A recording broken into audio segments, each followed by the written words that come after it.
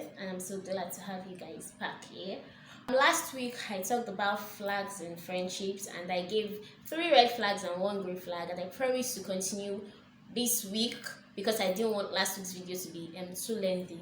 Alright, so I want to give the remaining 4 I promised I was going to give, and that I have 8 flags, or I mean, doesn't mean that's all there is to flags in friendships. There are so many flags, there are so many red flags, and there are so many green flags. All right, so let's get straight into the video for this week. So continuing, number 5 flag you want to pay attention to is pay attention to friends that use you constantly as a joke for the entertainment of others. So as friends, we know that it is normal that you must have done something silly in front of your other friend, or something must have made you guys laugh. You must have teased your friend and all, which is absolutely normal. But it gets to a point when they keep using you as the butt of the joke for the entertainment of others, and any small thing they are referring back to your silly mistake or your joke or something messy you did, and everybody is laughing about it. And they do not do it when you guys are together alone. They now do it in presence of everybody. They make everybody know about what you did that is wrong, or what you did that they find funny, and it's not even funny to you. My dear, your mental health is very important. So all those things actually gets to people a lot. It gets to people a lot. And so when your friend constantly uses you as the butt of the joke for the entertainment of others, other people are there, and they are all just, everything that is happening in that gathering, everything that is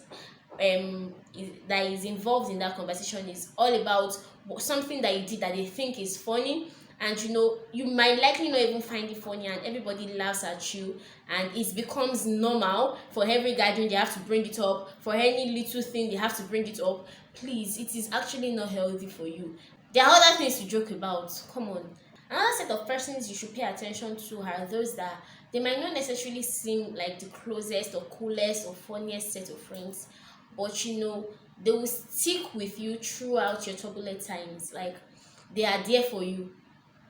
They might not necessarily be part of your inner circle, but I think those type of friends are friends you should actually invest more time and energy into, because they are there for you. They are there for you. So they necessarily don't have to be the coolest friend, the funniest kid, or the richest, but you know real friends in times when you are in need, during turbulent times and all, and they stick to you through it all. They hear you how, they listen to you, they even go out of their way to provide solutions to your problem. Those are friends that you should actually want to pay more attention to, and invest in that friendship. Another set of friends you should pay attention to are friends who are always on the receiving end, or friends who only reach out when they need something from you. Okay, so there are some friends that will just go, they will go, then when they need something from you, they will reach out. And some are even some have the audacity, like they are I feel like entitled, that they feel like they don't even have to, no courtesy, they don't have to greet you, they just go straight to the point, bam. Okay, please let us take note that friends are different from colleagues. Of course, your colleagues do not have to reach out to you necessarily every time or every day. Your colleagues would reach out to you when they need something from you, because you guys work together. Okay, all right. So when I mean friends, I thought we are friends. Why are you only reaching out to me when you need something from me? Okay, so that type of friend do not necessarily care about your well-being or what's going on in your life. They do not necessarily care. They just want to get something from you and move on until the next time they want to get something from you again. It is a huge red flag, and you want to pay attention to it, and you want to know what you are doing with that friendship. Okay, so I've been accused of that before. Well, it's a very long time ago. It was I think about, say, 5 to 6 years ago. I think 6 years ago, yes. 6 years ago, I was accused of that, and I felt bad, and I tried to make amends. But trust me, I'm no more like that now. No, I'm a changed being. But yes, I was once accused of that. Alright, so please, that is a huge red flag, and you don't want to invest so much emotions and energy and time into that friendship. Just know where you belong. Just set boundaries already. Another flag you want to pay attention to is friends who constantly call you for advice but never take it. Friends who constantly call you for advice but never take it. Why are you telling me, if you know after I've wasted my head, my energy, my brain thinking about your issue, you would still do what you want to do, or you would still do something different? Then don't involve me in your drama. It's not necessary. That means you do not value my advice, you do not care about what I have to say. Then why are you involving me? I don't know how to explain that this is a red flag, but please, it is. For every time you come and meet me, you are talking and you say you need my advice, and you are doing this, and I eventually give you the advice and you're not taking it. I mean, I wouldn't even give a bad advice to start with. But really, that is, it doesn't seem like a red flag to people, but it is, trust me. In short, let's not just talk about this too much, please. But really, it's a huge red flag. Friends that come to you for advice and they eventually not take it, please know what you want to do in that friendship. Know the boundaries you want to set. Know where you place them. Do not invest too much time in that type of friendship.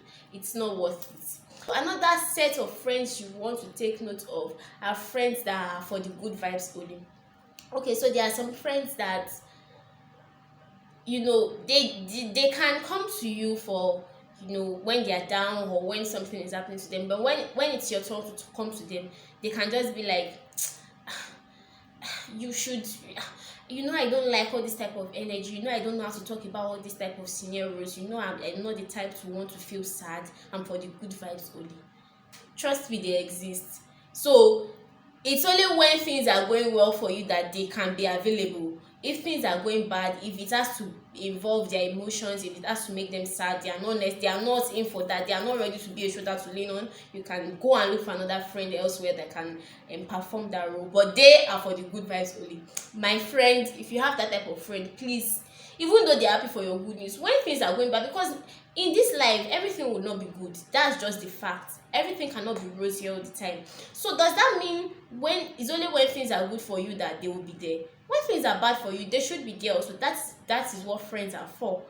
Goods and bads. All right, so when you have friends that do not want to listen to you, when you have something to share with them, something that is hurting you, something that is making you feel sad, please, that's not friendship, and that's not a good vibe at all. That's not a good vibe you should be receiving from a friend. So you want to know that is also a red flag. So yes, we have come to the end of today's video. I really do hope that you take these flags seriously, the good and the bad, and I hope that you have the strength to walk away from toxic and unhealthy friendships that are draining you mentally or in whatever way it may be. Till I see you in my next video. Bye bye.